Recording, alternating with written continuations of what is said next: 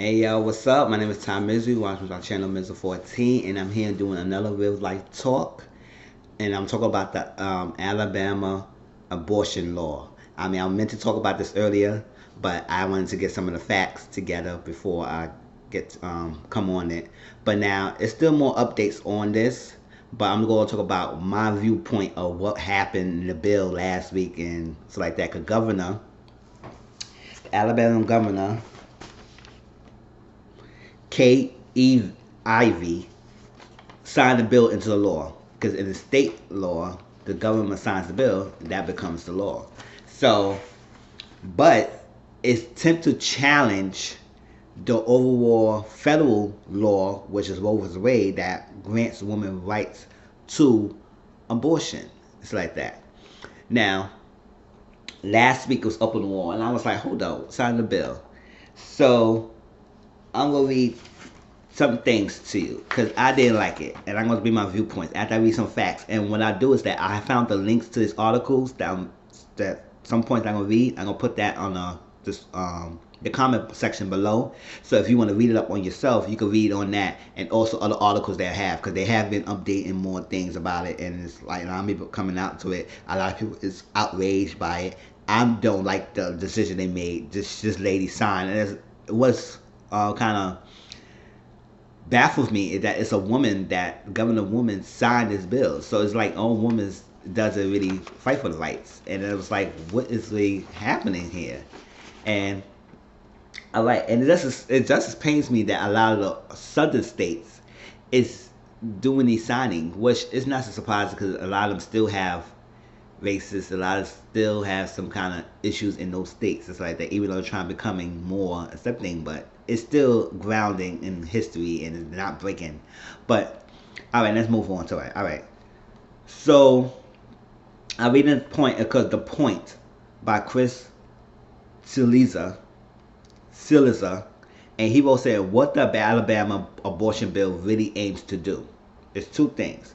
On Tuesday, the Republican-controlled Alabama state legislator passed a measure that will ban abortion, with the exception of when the life of the mother is in jeopardy in all circumstances. Let's pause like that. They said the only exception will be if the mother's life is in jeopardy. That means if she's about to go through some things and the baby's about to die, or she got to get health into this, they would use abortion as a option. Now, what I don't see is that they include rape and incest in part of this.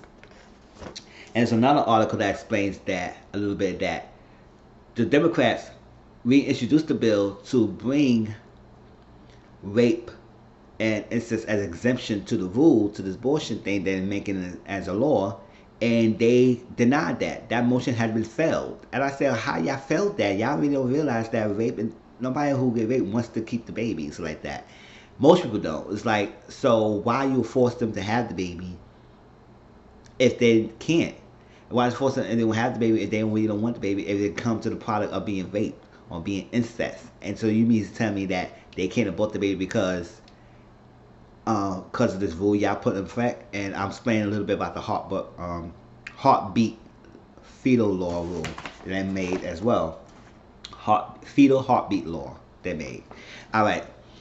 The state Republican governor Kay Ivey signed it on Wednesday, meaning two things will happen. Alabama will become the state with the country's most restrictive abortion law,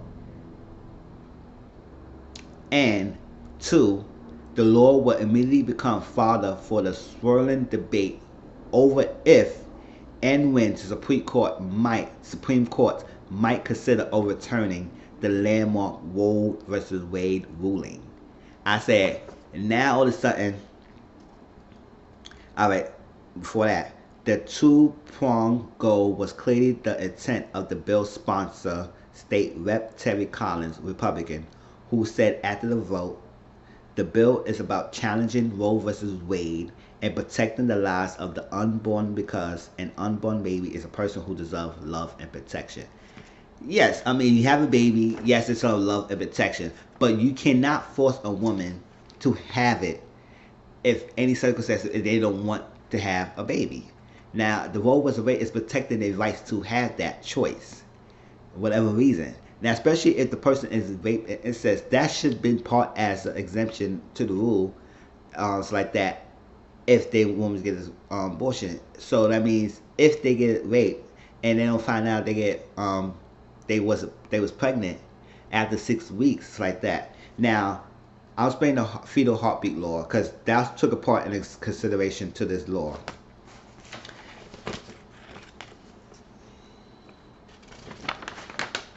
All right.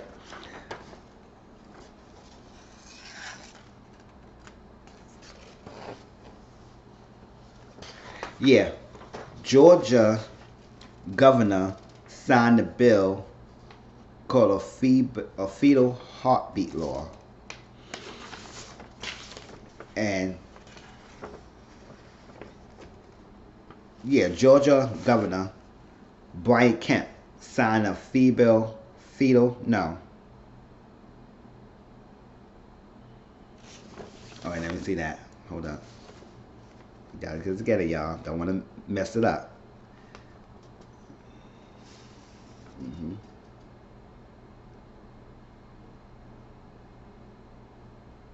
Yes.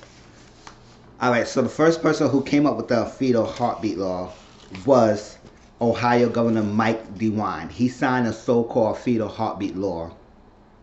In Georgia, Brian Kemp signed a similar measure to that law, which was a ban abortions after a fetal heartbeat is detected, which can cause as early which can come as early as 6 week mark, a time where women may still not even know they are pregnant.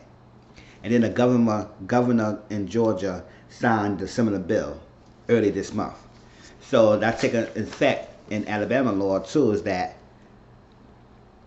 they signed a bill to ban abortions. It's like that. And she said out of her mouth, to the bill, many supporters, the legislation stands as a powerful testament to Alabamians' deeply held belief that every life is precious and that every life is a sacred gift from God. Now,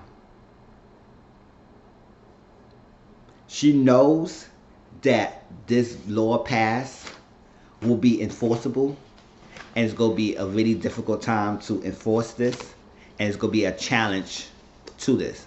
So she made this law knowing that it's going to be a difficult way to enforce this law, but that she's hoping, because she's hoping that this law passes will be a stepping stone, and a couple of other states who have been passing these laws is willing to challenge that Roe versus Wade thing. Because right now it's a hard time to pass this law when you have the federal law, which oversees the state law, granted abortions to be legal and safe.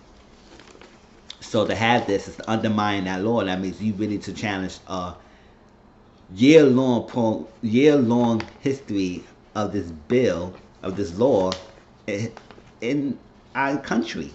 And to challenge that now, when you have a Supreme Court come up with a Supreme Court which makes up most of the thing, and especially where President Republicans makes up half, a little bit more than half, and then we got some Democrats and Republicans overseeing a lot of things, I think the House. And when Trump put Brett Kavanaugh in the stand as point head judge, it makes a lot of things put in motion. They say, all right, he will support us. And it just sucks that they use that as a stepping stone to make it happen. And of course believe that a lot of people are protesting this, because you cannot say that. Like, you just can't restrict it. Now, the law comes to question into punishing doctors. Now, what it's saying that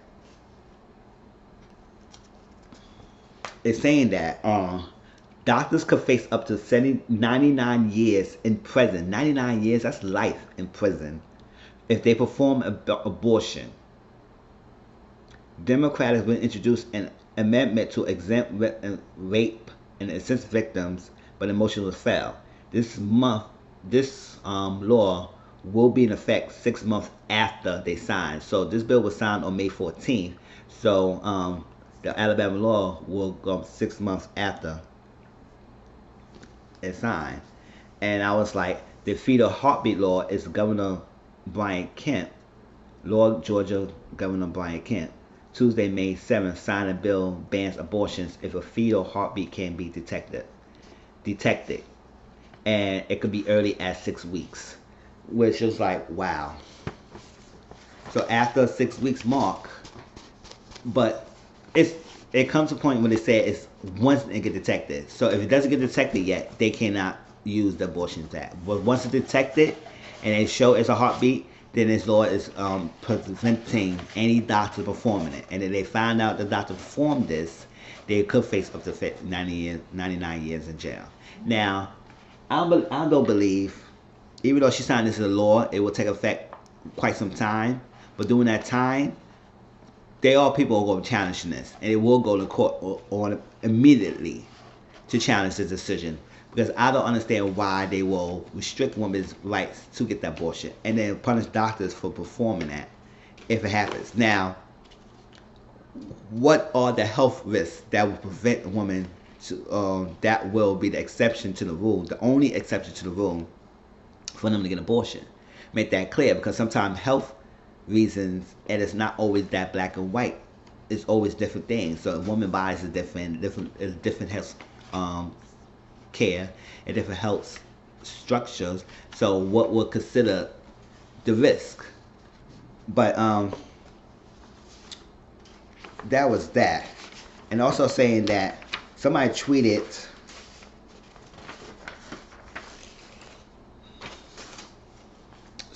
something here.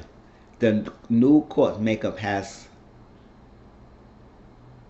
Alright, so the big difference between 2006 court and today's court, the swing vote Anthony Kennedy has been traded out for conservative Brett Kavanaugh, which means that there are 5 conservative justices and 4 liberals. So they had the upper hand for what they're having 5 conservatives. The new court makeup has many legal experts convinced that the next time a serious challenge to Roe is heard, the law will be struck down. And Anthony Kennedy is retiring. Abortion will be illegal in 20 states in 18 months. Hashtag Scottus tweeted CNN legal analyst Jeffrey Tobin in June 2018.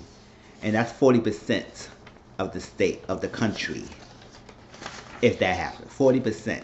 50 states and 20 states could ban abortions. That is way too much. That's really way too much for this to happen. And for anybody to even consider that to be an option. An option.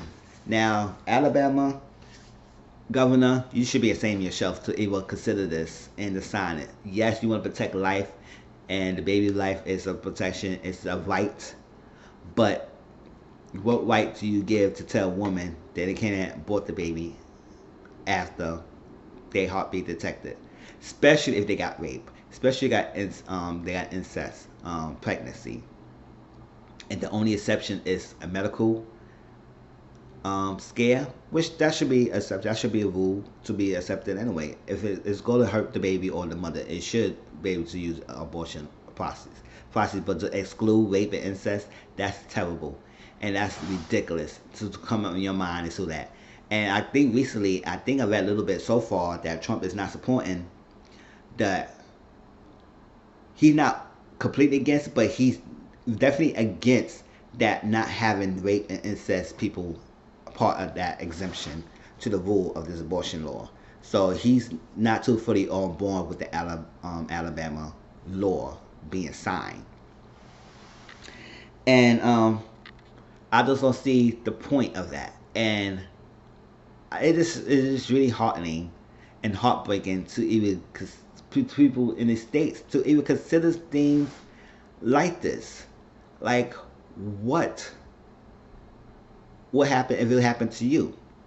If you got raped or something and you gotta have pregnant, you can't use the abortion because you pass along the heartbeat being detected.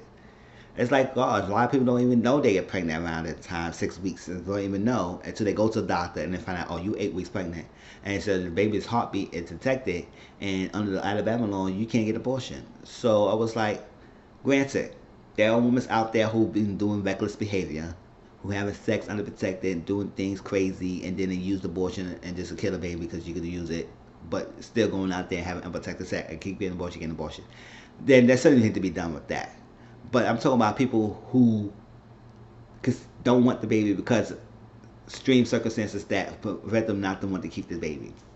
Or just like rape and incest. I keep using that because that's one of the prime examples. Or you get a relationship, be pregnant with someone who really don't want the kid with you, and if you did have consensual sex and something like that, you don't want the kid. Roe vs. Wade will protect your decision to abort. But now, if you have consensual sex and you got pregnant and then all of a sudden the person don't want to be with your life and you don't want to take the baby, so you can't do it so long, you need to abort the baby, you can't do that under Alabama's law. So I just wish people just think things like these people on this higher power to think things, and I'm glad that people are rallying